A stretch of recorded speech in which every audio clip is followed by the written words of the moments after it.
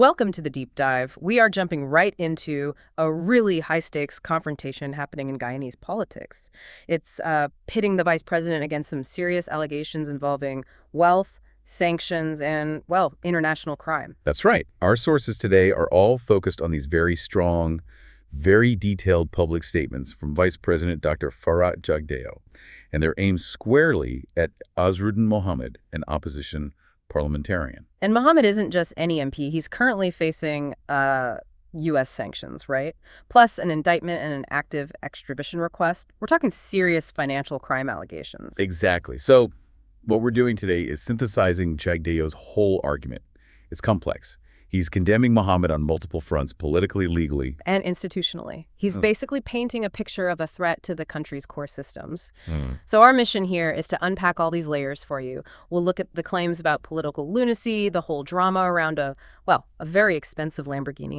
The underdeclared Lamborghini. Yeah. And maybe most alarmingly, Jagdeo's comparison of the situation to, believe it or not, Colombia during the Pablo Escobar era. It's a really striking comparison. So yeah, lots to cover. Let's dive in. Okay, let's start where the immediate political fireworks began. Mohamed had, just taken his oath as an MP for the opposition coalition, APNU? That's it. Literally just sworn in. Yeah. In his first big public statement, he claimed the last general elections were rigged, flat out said, and this is a quote, "I won the elections." Wow, okay. That's a bold claim right out of the gate. It's extremely bold, and Jagdeo immediately seized on that. He called it outrageous and evidence of lunacy. That was his exact phrasing. Lunacy, strong word. How did Jagdeo try to counter that claim? Well, he went straight to the established facts in the election process. Mohamed had mentioned, for instance, the GECOM website, that's the Elections Commission, going down for 3 hours, suggesting votes were changed then. Yeah. But Jagdeo's counter was basically, hold on, nobody else reported this. Not international observers, not even other figures in Mohamed's own APNU coalition. And crucially, he said all the official statements of poll were uploaded and public that same night. No missing data, no hidden changes. So, verifiable records versus an isolated claim. Pretty much. And this led Jagdeo to criticize certain parts of the media. He felt they just let Mohamed make these huge claims without challenge. What did he think they should have done? He was quite blunt. He suggested they should have asked him directly something like, "Are you a lunatic?" Basically confront him with the lack of evidence. Okay, that's direct. But playing devil's advocate for a second, isn't calling a political opponent a lunatic just, standard political mudslinging? Maybe distracting from the real issue, the extradition. That's a fair question. It could be partly hyperbole. But Jagdeo seems to build a narrative around it. He described Mohamed as having a mediocre mind and called his actions madness dressed as ambition. Madness dressed as ambition. Okay. But Jagdeo argues this ambition isn't about serving the country. He alleges it's purely about self-preservation. He put forward this theory that Mohamed's whole entry into politics was a calculated move. Calculated how? Jagdeo suggests it was likely on legal advice, knowing that after the U.S. sanctions hit in June 2024, a global investigation, probably indictment, and extradition were basically inevitable. Okay. So the idea was get into parliament, maybe become opposition leader, and hope that political status gives him some kind of shield. Immunity, perhaps? That seems to be Jagdeo's interpretation of the motive. But he immediately shot that down. He stressed that in Guyana, only the president has actual legal immunity, not MPs, not even the leader of the opposition. And he used his own experience to back that up. Yes, he specifically mentioned being questioned and even detained by SOCU, the Special Organized Crime Unit, back when he was opposition leader. His point was clear. Political office doesn't put you above the law in Guyana. So he's framing Mohamed's political moves as a desperate, almost irrational attempt to escape the legal consequences coming his way. Exactly. Driven by panic, not principle. Which sets up the next piece of the puzzle Jagdeo presented, this very public display of wealth and alleged contempt for the law. Right, the Lamborghini incident. This shifts from the political rhetoric to a very tangible, very expensive object. It really does. Mohamed driving his luxury Lamborghini right up to the Parliament building. Apparently his driver even revved the engine loudly when they arrived. Jagdeo didn't just see this as showing off. He saw it as something more deliberate. Yeah, as a deliberate act of defiance, a way of signaling impunity like, look what I can do. And this is where the financial details Jagdeo cited get really eye-opening. This specific car is reportedly part of the U.S. investigation itself. That's what Jagdeo stated. And he referenced U.S. financial records apparently showing the car was bought with a cashier's check for, get this, U.S. $680,085 from a bank in California. Okay, over $680,000 U.S. dollars. But that's not what was declared in Guyana. Not according to Jagdeo. He claimed it was declared for customs purposes in Guyana at a value of only U.S. $75,000. 75,000. Wait, so the difference is, wow, over 600,000 U.S. dollars unaccounted for in the customs declaration. Exactly. That massive gap is central to the allegation. The implication is huge potential tax evasion, serious under-invoicing, classic methods potentially used for, well, cleaning money or just avoiding massive duties. So declaring it low avoids paying the proper taxes and duties based on the real, much higher value. That single act becomes a symbol of the alleged financial crimes. Jagdeo definitely used it that way. But then he added another layer, the alleged illegality, right there on Guyanese soil. What was that? He claimed the Lamborghini was being driven without valid insurance. Seriously? Driving a supercar like that with no insurance? That was the allegation. Jagdeo called it dangerous, illegal, putting lives at risk. He framed it as Mohamed essentially showing the finger to the country, to law and order, sending that message. I can steal, I can evade taxes, I can buy people off, and you can't touch me. And Jagdeo didn't stop there, did he? He issued a pretty stark warning about accountability. Extremely stark. He stated publicly that if anyone were hurt or, God forbid, killed by that uninsured vehicle, the Commissioner of Police, Clifton Hicken, should actually face criminal charges himself. Charges against the police commissioner. Why? For allowing it. For letting a vehicle known to be linked to a major international investigation and allegedly uninsured onto the public roads. It's a demand for accountability right at the top of the institutions meant to uphold the law. That really underscores Jagdeo's point about systemic failure, doesn't it? It's not just about Mohamed, but about how the system itself responds, or fails to respond. Precisely. It implies that for someone to act with such impunity, institutions either have to look the other way or maybe even be complicit. And again, he brought the media into it, accusing some outlets of romanticizing the Lamborghini incident, focusing on the glamour. Instead of the alleged illegality and the massive undeclared value, he called that complicity too. Yes, complicity in normalizing contempt for the law. Okay, so we have the election claims, the brazen Lamborghini incident. Now let's connect this to the biggest, most systemic warning Jagdeo issued. This is where it goes beyond one individual and becomes about, well, the fate of the country's institutions. This is definitely the heaviest part of Jagdeo's statements. He drew that really stark parallel we mentioned earlier.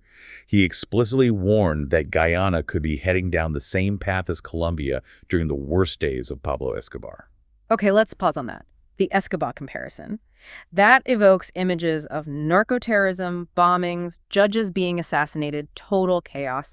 Is Jagdeo really suggesting that level of threat, or is he using it more metaphorically? It's a powerful image, and you have to assume it's chosen carefully. Based on the sources, his focus wasn't necessarily on immediate widespread violence like bombings, but on the mechanism Escobar used, using vast drug money to systematically corrupt institutions.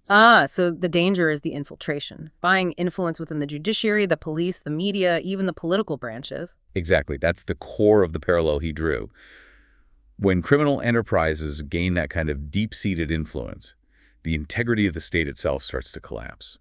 That's the path to instability he's warning about. And did he offer any specific examples of where he sees this alleged compromise happening now in Guyana? He did. He pointed fingers directly at several areas, starting with the judiciary. What was the specific allegation against the judiciary? It centered on the bail hearing for Nazar and Azruddin Mohamed after the U.S. extradition request came through. He heavily criticized the magistrate involved. Why? What was wrong with the bail decision, in his view? It was mainly about the conditions and the timing. Cash bail was set at $150,000, which some might see as low for such serious international charges. But the key thing for Jagdeo was when it was granted, late on a Friday afternoon. Friday afternoon. Why does that specific timing matter so much? Well, Jagdeo called it unprecedented convenience.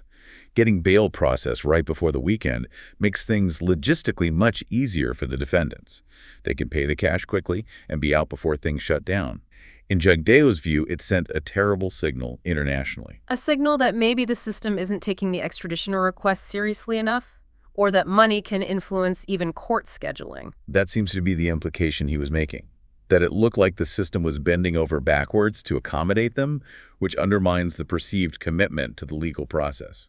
Okay, judiciary was one. What about political compromise? He was equally blunt there. He claimed that certain elements within the leadership of APNU, the opposition party Mohamed now represents, have effectively been bought off by the Mohammeds. Bought off. That's a serious charge against the opposition leadership. What was his evidence or reasoning? His main point was their relative silence on the legality of the extradition request itself. He contrasted this quietness with how vocally and aggressively APNU has reacted in the past when officials from Jagdeo's own party, the PPP, faced legal issues. So he's suggesting their current lack of outrage points to undue influence, that they're compromised by Mohammed's wealth. That was his flat-out assertion. Deeply compromised. This is unfolding on so many levels. Then there's the international dimension, the Venezuela link you mentioned earlier. How does that fit in? Right. This adds a whole geopolitical layer. Jagdeo specifically questioned a visit Nizar Mohamed made to the Venezuelan embassy. What was suspicious about it? Again, the timing. The public reason given for the visit was apparently a youth conference dated July 25th. But Jagdeo alleged the actual embassy visit took place sometime in August, weeks after that date. So if the conference was over, why the meeting weeks later? That was Jagdeo's question exactly. He argued it had to be for something else.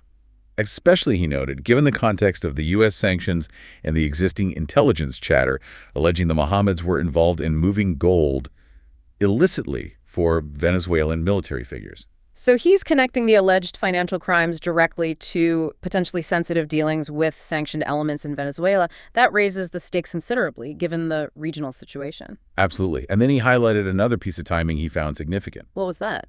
He pointed out that the U.S. extradition request was officially finalized and presumably communicated on October 26th.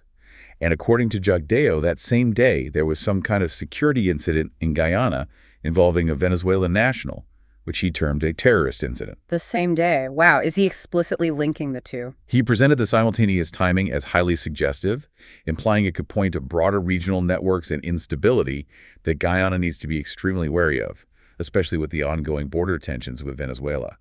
It moved the issue from just crime to national security. And to give this international angle even more weight, he brought up statements from U.S. politicians. Yes, he cited U.S. Congress Representatives Carlos Jimenez and Maria Salazar.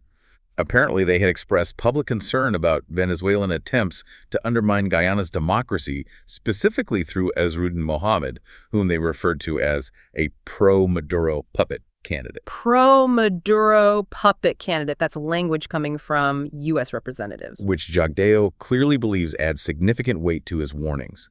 If U.S. officials, presumably with access to U.S. intelligence, are saying this publicly, it frames the entire controversy in a much larger, more dangerous geopolitical context.